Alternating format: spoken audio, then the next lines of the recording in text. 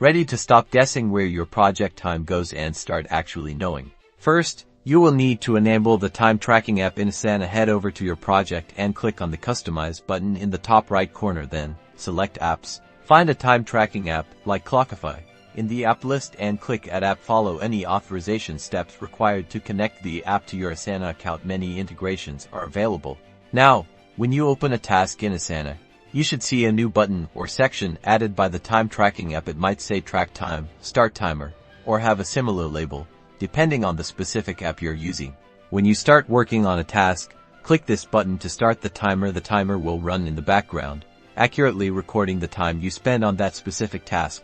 When you finish working on the task, click the button again to stop the timer. The recorded time will be automatically logged against the task, giving you a clear record of your effort. Finally, most apps generate detailed reports, allowing you to analyze time spent per task, project, or team member.